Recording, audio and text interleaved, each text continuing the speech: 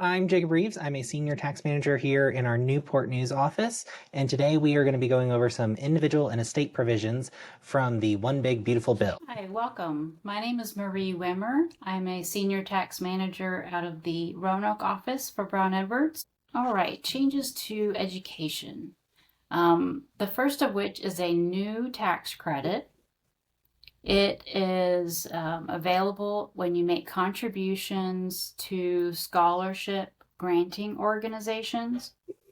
It's up to $1,700. But you can't double dip this with your charitable contributions.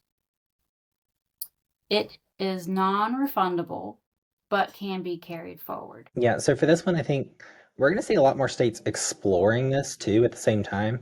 I know specifically I've got a client in Arizona who likes to do these contributions, and actually my sister who lives in Pennsylvania does these types of contributions to offset their state income taxes and get it to resources in schools that they really want to support, and are good in their local communities. So the federal government has decided to jump on the bandwagon and start doing the same type of program. So it'll be interesting to see. I know that $1,700 amount is right around the same limit as Arizona's, so I'm not sure how much federal benefit we're really going to see from it, depending on if the states already have it in place. Information on that tax credit. It does have to be made to qualified scholarship granting organizations. And there you see the bullet points of what that definition is. 50c3, maintaining separate accounts for contributed funds. They must fund scholarships to students within their state.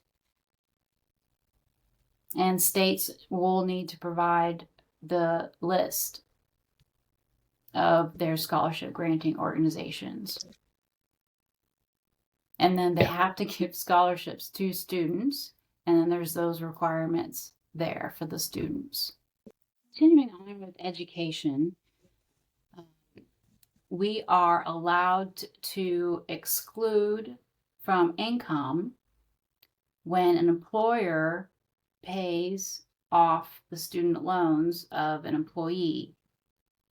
Now, we've had this before, but now under OB3, the amount is $5,250, which will be indexed for inflation.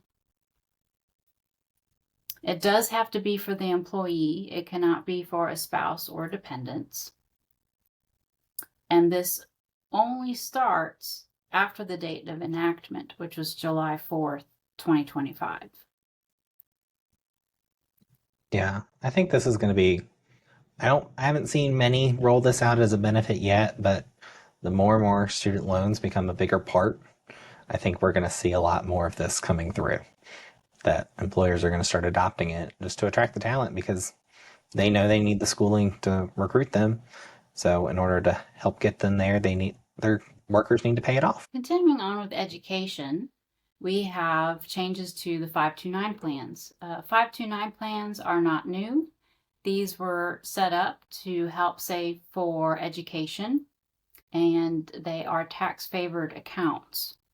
What OB3 did was change some of the definitions within the 529 plans. So you can see now that it's expanding what is considered qualified expenses for elementary and secondary, public, private, or religious schools. You can see the list there: tuition, curriculum, tutoring, fees, dual enrollment, education therapies. They're expanding how much you can distribute for K through 12 expenses. It was $10,000. It's now going to $20,000 after 2025. Yeah. So I think that's huge that we can start pushing more and more of these to those primary and secondary education.